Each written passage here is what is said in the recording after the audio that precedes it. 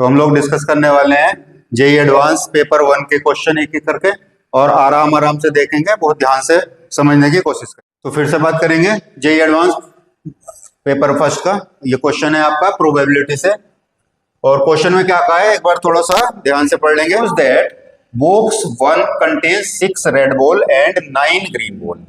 मतलब एक बैग है आपके पास, इसको मैं फर्स्ट बैग बोल देता हूं और दूसरा इसको मैंने सेकंड बैग बोल दिया।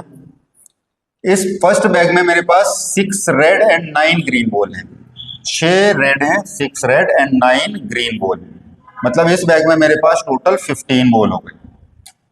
Bag 2 contains 8 red ball and 12 green balls. Second bag में मेरे पास 8 रेड बॉल हैं और 12 ग्रीन बॉल्स। ठीक है, आगे बढ़े। All the balls of box 1 and 2 are mixed. मतलब इन दोनों बैग की सारी बॉल्स हमने मिक्स कर दी। अच्छा, इसमें कितनी बैग बॉल है हमारे पास? बैग 2 में 20। तो अब जो टोटल बॉल हुई मेरे पास वो 35 बॉल्स हुई मिक्स करने के बाद।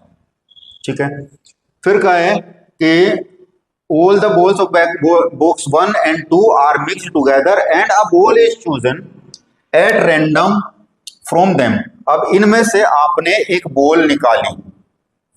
ठीक है, फिर कहा है let even with the event that the ball chosen belong to box 1। कि इवन इवेंट क्या है कि बॉक्स 1 से बॉल आई हो, तो बॉक्स 1 में है 15, तो प्रोबेबिलिटी ऑफ इवन की बात करूं मैं तो वो मेरे पास आ जाएगा कितना? 15/35। ठीक है, थोड़ा छोटा कर देते हैं।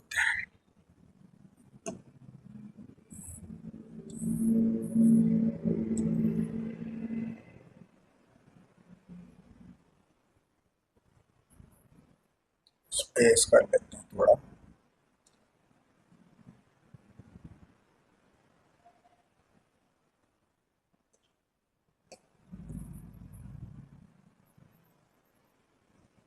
अब देखते हैं।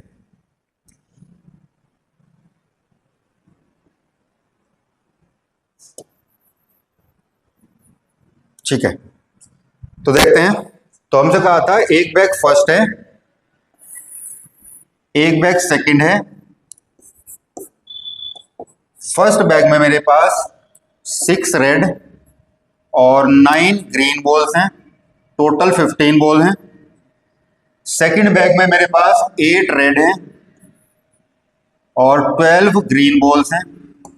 ठीक है, इसमें टोटल मेरे पास 20 बॉल हैं। अब मुझसे कहा कि आपने एक इवन कहा। ठीक,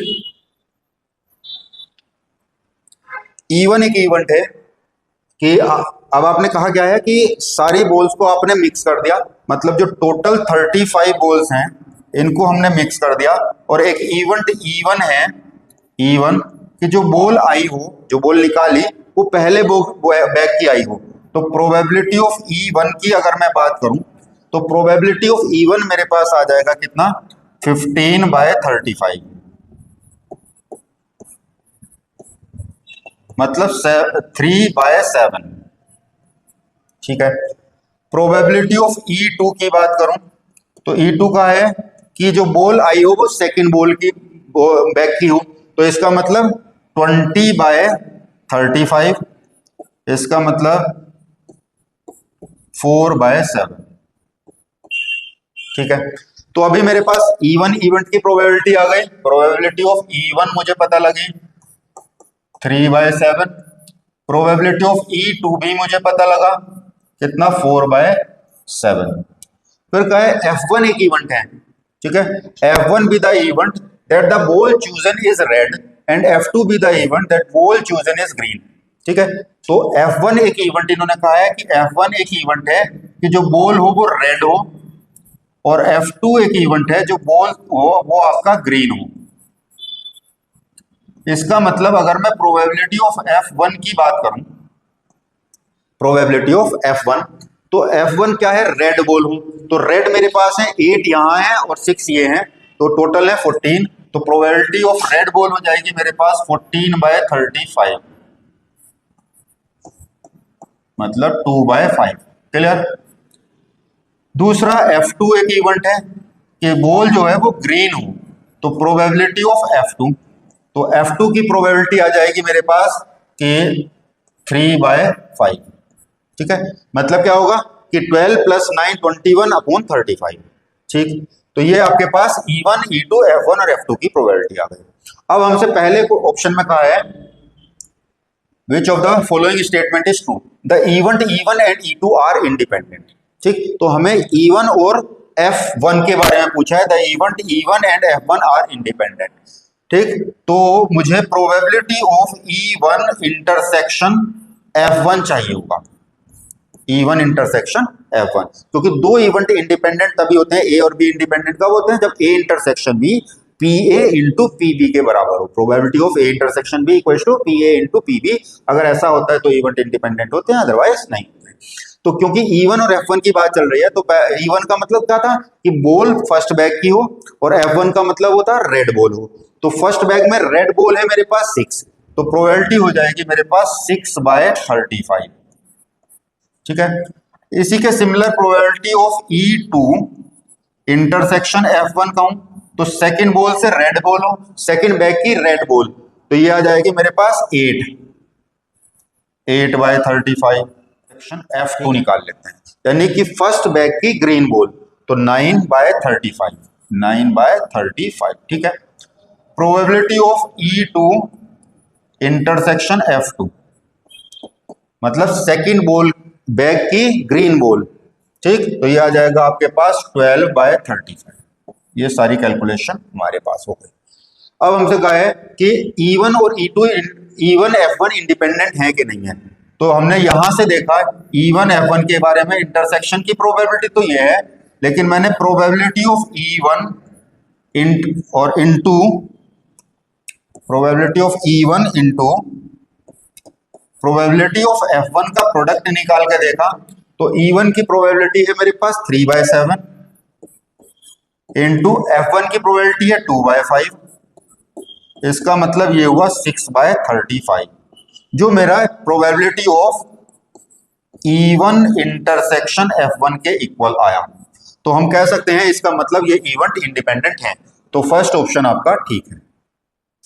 फिर कहा है the event E2 and F2 are dependent, E2 और F2, तो E2 और F2 आपके पास प्रोबेबिलिटी इंटरसेक्शन की तो ये दे रखी है हमें 12/35।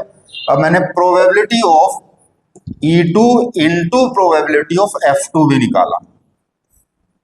ठीक है, तो प्रोबेबिलिटी ऑफ E2 हमें दे रखी है, कहां दे रखी है, 4/7, 4/7 इंटू प्रोबेबिलिटी ऑफ F2 हम निकाल चुके हैं 3/5, 3/5, तो ये भी होगा मेरे पास 12/35।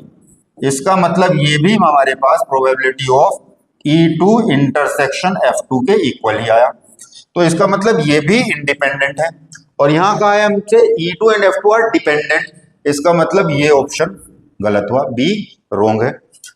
फिर कहा है द कंडीशनल प्रोबेबिलिटी, ठीक, probability of E1 F1 over E1 is equal to conditional probability of F1 over E2। तो एक तो बात हो रही है probability of F1 over E1, तो probability of A over B का मतलब होता है probability of A intersection B upon probability of B। तो F1 ओवर E1 का मतलब हुआ प्रोबेबिलिटी ऑफ F1 या E1 intersection F1 upon probability of E1।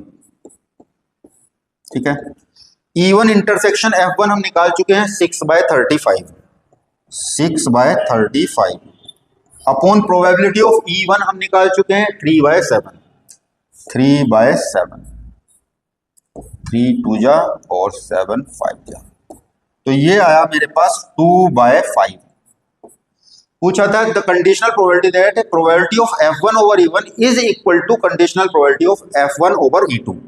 तो probability of F1 over E2 और चाहिए कि क्या ये दोनों इक्वल आ रहे हैं कि नहीं आ रहे हैं, तो ये भी होगा मेरे पास probability of E2 intersection F1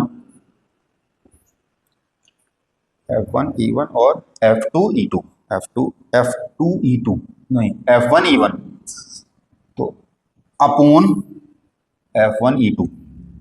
तो प्रोबेबिलिटी ऑफ E2,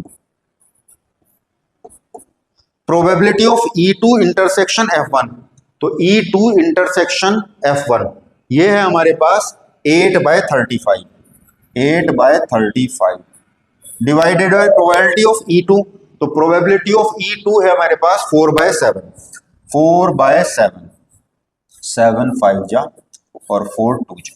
इसका मतलब ये भी मेरे पास मिला 2/5, इसका मतलब ये दोनों इक्वल हैं, तो सी ऑप्शन सही है।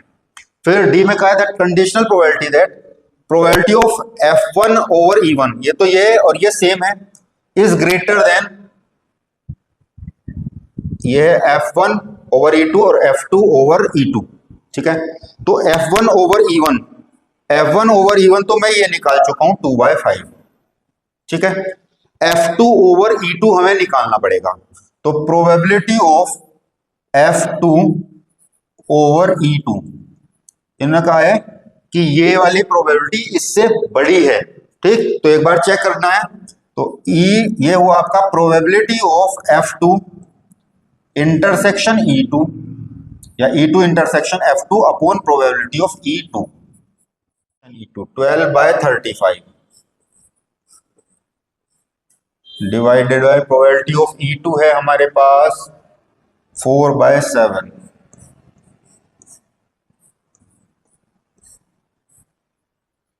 इसका मतलब ये आया हमारे पास 3/5।